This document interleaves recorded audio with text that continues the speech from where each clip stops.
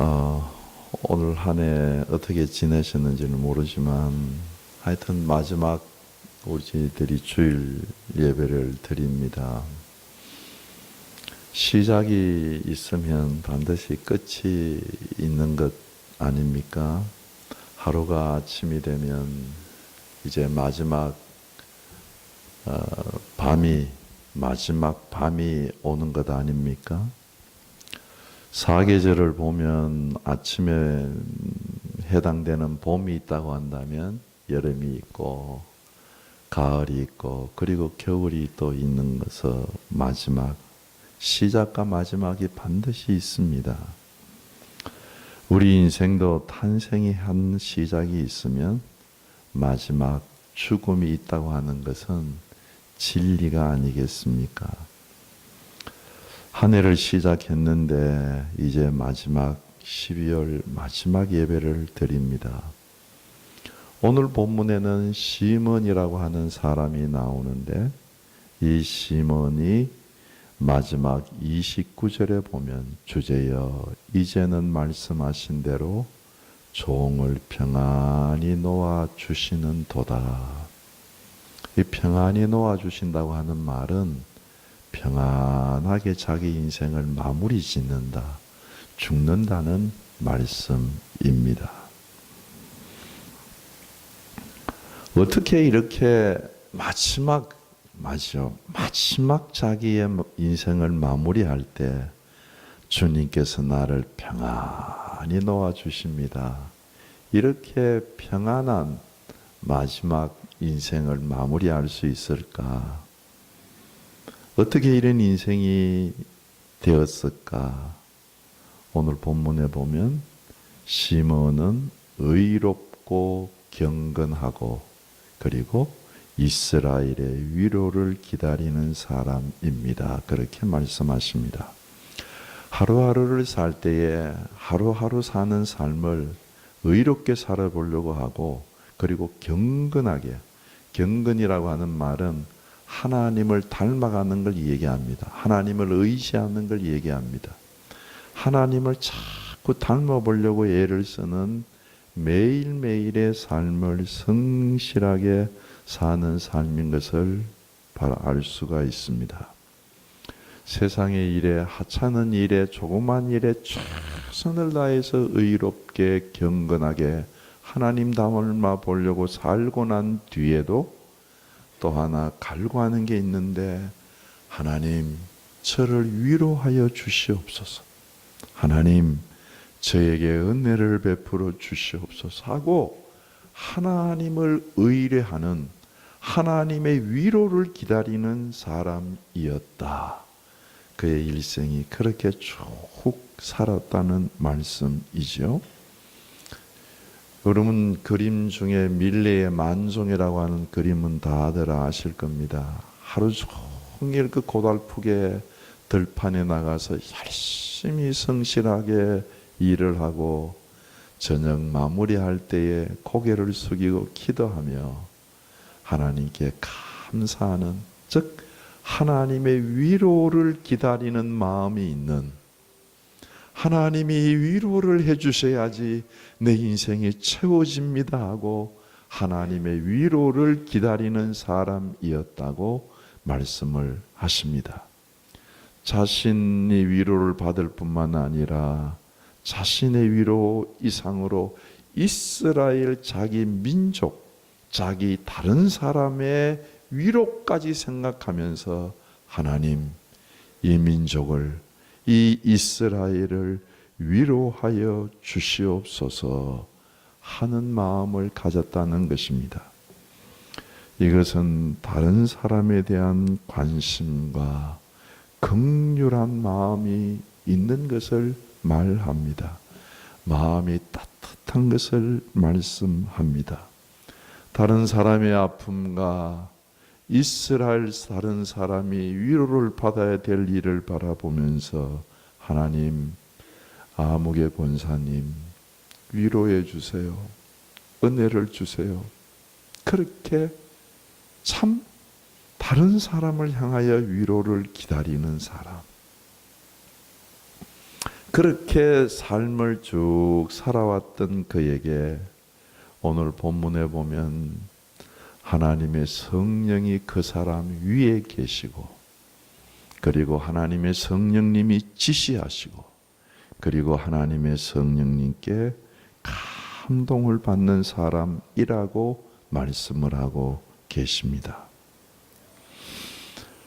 하나님의 성령님이 밑에서는 내가 하나님을 의롭게 살고 하나님을 닮아보려고 하면서 하나님, 저 하나님의 위로가 필요합니다. 하나님, 저 하나님이 도와주시는 은혜가 필요합니다 하고 하나님을 갈망하는 사람이 있는데, 그 사람 위에 성령님이 계시고 그 사람에게 성령님이 지시하시고 그 사람을 성령님이 감동하시는 하나님의 영이 덮어주셨다는 말씀입니다.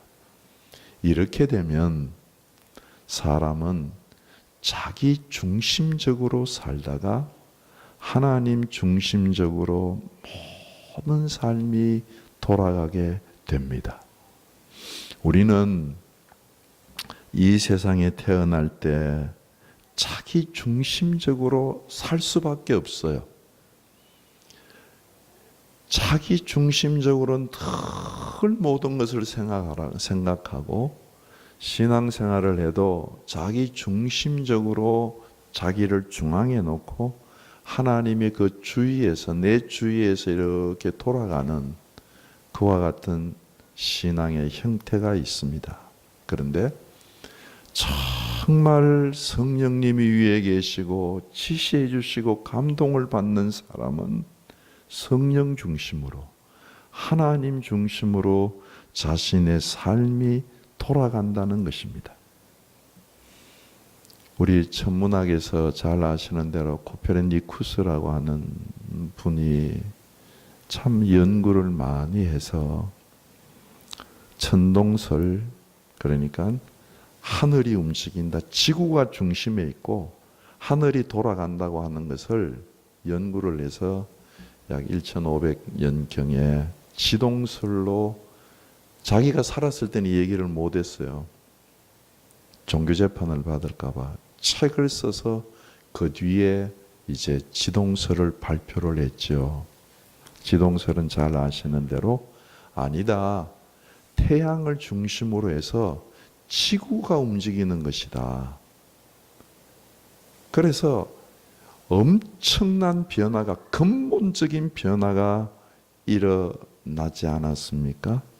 마찬가지로 우리의 신앙생활 속에서도 성령이 내 위에 계시고 내게 지시하시고 나를 감동하시면 우리의 삶 전체가 자기 중심적이 아니라 하나님 중심으로 내 삶이 돌아갈 때 우리는 영적인 질서를 경험하게 됩니다. 하나님 중심으로 우리가 돌아가는 자신의 삶을 테스트해 볼 수 있는 것이 있는데, 그것은 첫 번째가 돈입니다. 돈을 어떻게 쓰느냐, 이거는 하나님이 초미의 관심사입니다. 돈을 쓰는 그곳에 자기의 관심과 돈을 쓰는 그곳에 자기의 우선순위와 돈을 쓰는 그곳에 자기의 생명과 자기의 시간과 자기의 모든 것을 투자하는 것이기 때문에 하나님은 이 돈 쓰는 것에 대하여서 굉장히 민감하게 말씀하고 있고, 성경에는 재정 문제에 대하여서 하나님께 헌금하는 문제에 대해서 너무나도 많이 말씀을 하십니다. 특히 이 돈을 이 세상의 신이라고 주님께서는 말씀을 하셨습니다. 만몬, 신이라고. 그래서 이 돈을 잡아서 하나님께 제물로 바치는, 하나님을 섬기기 시작하고 하나님 중심적으로 돌아가면 첫 번째 이 돈 문제가 질서가 잡히는데, 돈이 들어오면 주머니가 3개를 차셔야 합니다. 통장으로 말하면 3개 통장이 있어야 되는데, 하나는 먼저 돈이 생기면 하나님께 드릴 걸 생각해야 합니다. 두 번째는 다른 사람에게 드릴 걸 생각하셔야 합니다. 그리고 세 번째가 자기 쓸 것입니다. 이게 이렇게 바뀌는 게요, 영적인 질서를 갖는 거예요. 절대 이렇게 바뀌지 않습니다. 하나님이 없으면 맨 먼저 돈 생기면 내가 쓸 거, 그리고 내가 먹을 거, 그리고 내가 사용할 거, 늘 나밖에 없어. 그런데 주님이 우리의 삶을 지배하시면 돈이 들어오면 맨 처음 하는 일이 하나님께 드릴 것 딱 떼어놓죠. 두 번째, 이건 많이 하라는 것 아닙니다. 많이 하라는 게 아니라 다른 사람을 향하여서 쓸 돈, 이거 반드시 갖고 계세요. 그리고 나면 자기 쓸 게 별로 없어요. 그래서 절제를 배우는 겁니다.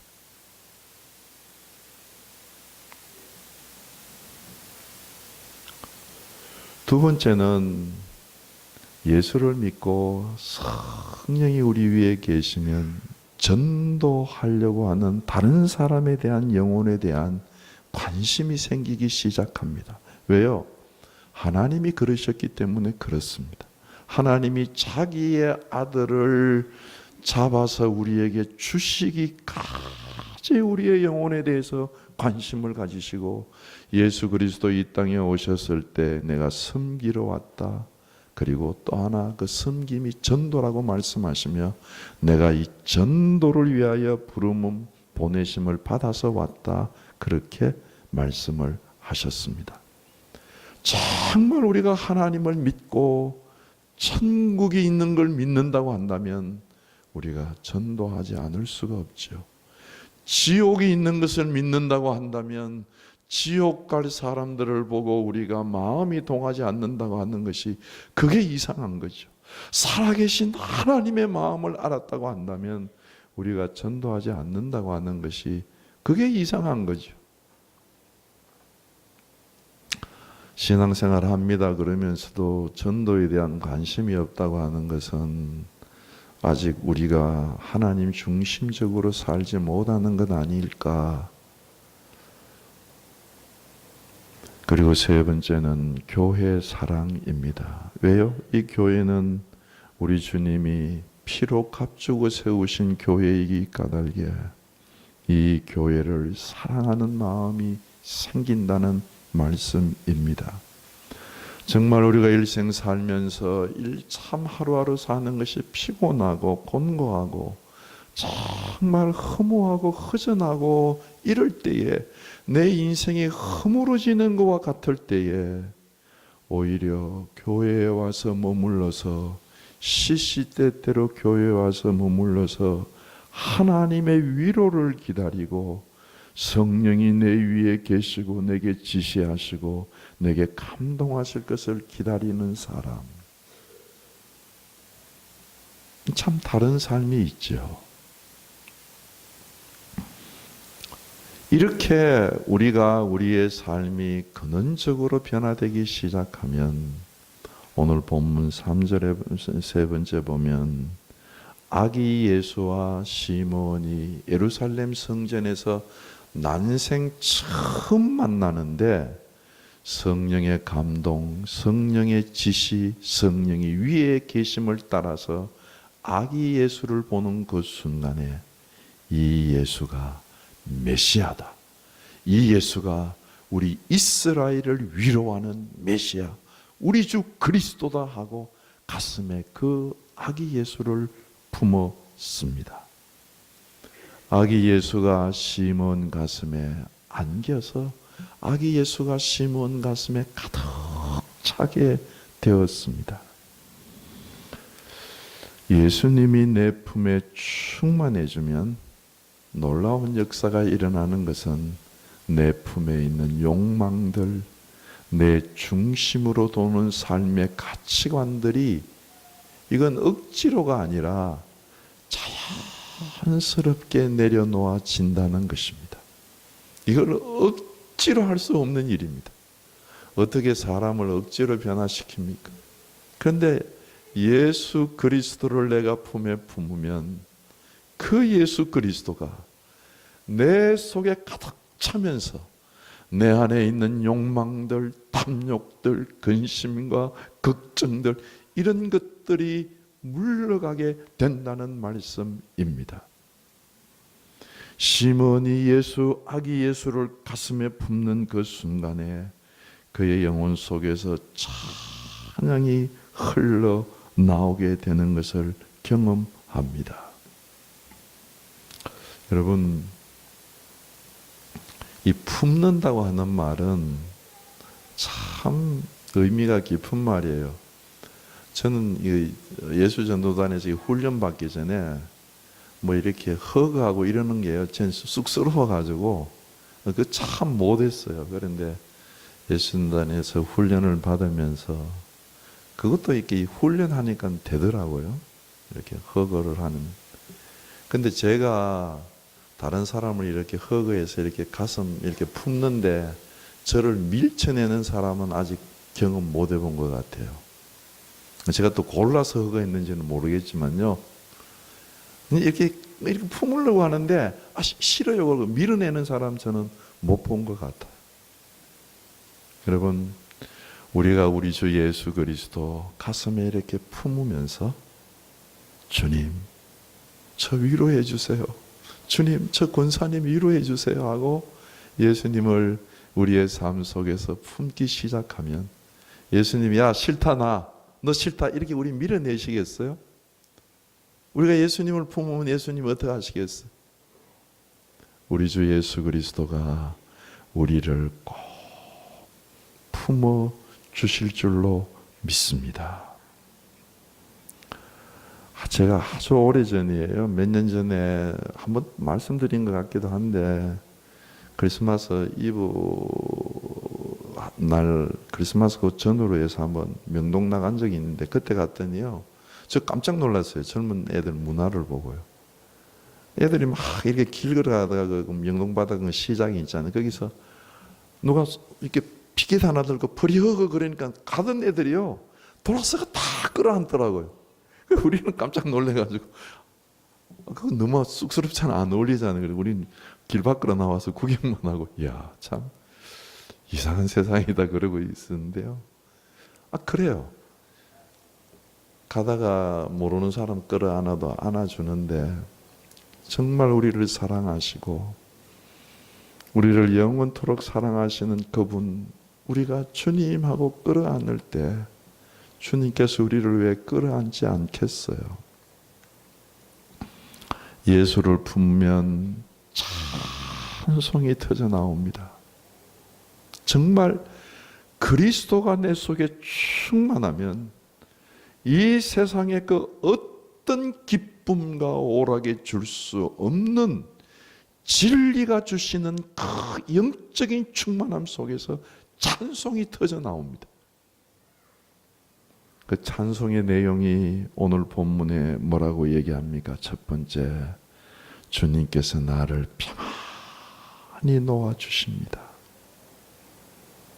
자기 인생이 평안하게 마무리 짓게 되었다는 고백입니다. 그리고 내가 구원을 보았습니다. 여러분, 평안히 놓아주는 건 구원 볼 때 가능한 이야기입니다. 구원받지 못하고 지옥이 자기 눈앞에 보인다고 한다면 어떻게 죽는 일이 평안하겠어? 제가 본 시체 중에요, 죽었는데 한번 가서 염하려고 제가 가서 본 적이 있는데 막 악을 써가지고 그거 말하기도 막 일어나가지고요, 이게 막 고개가 빡 서가지고 있는데 그거 어떻게 관에 넣으려 그러니까요, 어떻게 해요? 뭐 눌러가지고 그냥 뼈를 평안하지 못해요. 죽을 때 절대 평안하지 못해. 그리고 이방의 빛을 보았습니다. 예? 그리스도를 안으면 빛이 있는 거예요. 빛이 비치면 우리 속에 있는 모든 어두움이 자연스럽게 내려가게 되는 것 아닙니까? 물러가는 것 아닙니까? 이거 억지로 절제되고 억지로 탐욕을 부리고 억지로 근심. 걱정하고 싶은 사람 누가 있어요? 근심하려고 하는 사람 누가 있어요? 그런데 그게 붙잡혀서 하는 거잖아요. 그게 걱정에 붙잡혀서 걱정하는 거잖아요. 밤에 편안하게 잠들려고 하는데 왜 잠을 못 이룹니까? 그 걱정에, 공상에 붙잡혀서 그러는 거잖아요. 그런데 예수를 품으면 예수 그리스도에게 붙잡혀서 빛이 있어요. 평안해요. 찬송이 있어요. 평안하도다. 빛을 보는도다. 구원을 보는도다. 이스라엘의 영광을 보는도다. 영광이 있어요. 예수를 품고 우리의 인생 마지막에 이런 찬송과 이런 평안이 있기를 주께서 원하실 줄로 믿습니다. 보세요. 일상적인 하루하루의 삶 속에 의롭고 경건하게 살면서 하나님, 저를 위로해 주세요. 저는 하나님의 위로가 필요합니다. 그러고 사니까 하나님이 영이 그 위에 계시고 그를 지시해서 너 메시아 본다 가르쳐 주시고 감동을 주셔서 예루살렘으로 올라가서 예수를 만나 예수를 꼭 끌어안고 예수 충만하게. 정말 우리 인생 마지막에 가면 남는 건 예수밖에 없습니다. 그렇지 않아요? 다 두고 가는 것 아닙니까? 한 해를 마감 지으면서 예수를 품고 계시는지, 그리고 한 인생을 마감할 때 예수를 품고 가실 수 있는지, 이 아침 한번 스스로 우리의 신앙을 물어보시면 좋겠습니다. 저희 아버지 얘기를 잠깐 말씀드리고 말씀을 마치려고 합니다. 저희 아버지가 참 지난 8월에도 어려우셨다고 잠깐 말씀을 드리지 않았습니까? 그래서 이제 그 아버님은 지금 혼자 계시거든요. 혼자 계시는데 그 양로원 병원에 이렇게 방 하나 얻으셔가지고 혼자 계세요. 근데 굉장히 기진하셔가지고 너무 어려워하셔서 숨을 잘 못 쉬시더라고요. 전화를 드려도. 그러니까 거기 계시던 이제 의사분들이 대구에 있는 제 동생한테 전화를 해서 아버님 폐사진 한번 찍어보고 어떻게 좀 고치도록 해야 되지 않겠냐고. 그래서 전화가 왔어요.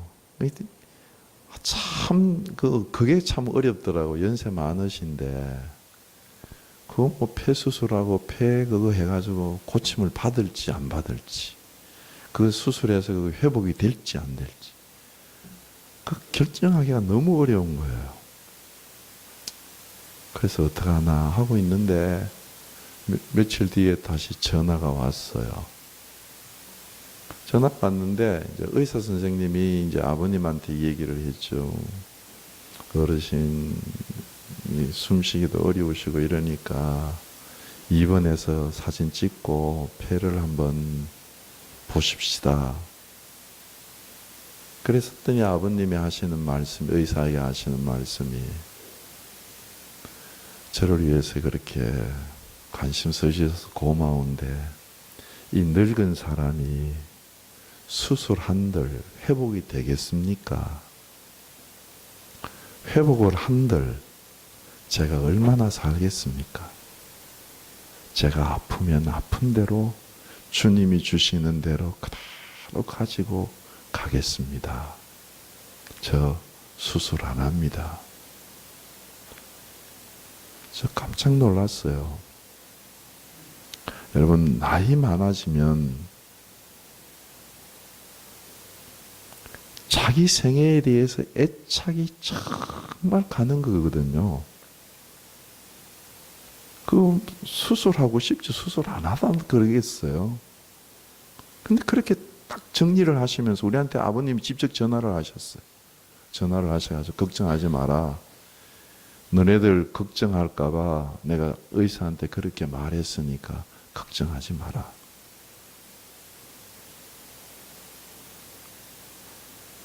제가 그 전화 받고 굉장히 놀랐습니다. 아니, 그 연세에 그렇게 참 늙으셨잖아요. 이제 오래되면 이제 하루 지나면 93세시거든요. 아니, 그 90세 넘은 죄송합니다. 늙은 분이 어떻게 이렇게 명철하게 판단을 하시고 자기 생애를 결정할 수 있을까?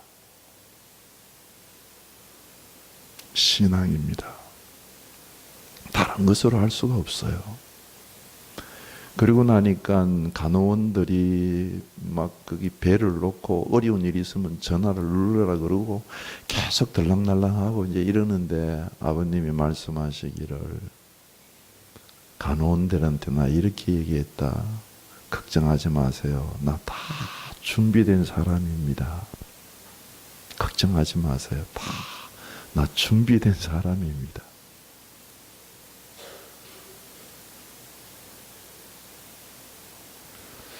그러면서 예수 믿으라고 얘기했다고 이야기하시더라고요.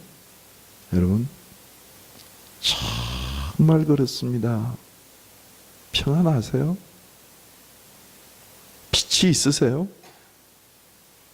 영광스러우세요? 예수를 품으셔야 돼요. 정말 우리가 예수 그리스도를 품으시면 그리스도께서는 우리를 배척하시는 일이 한 번도 없이 우리를 품어주십니다.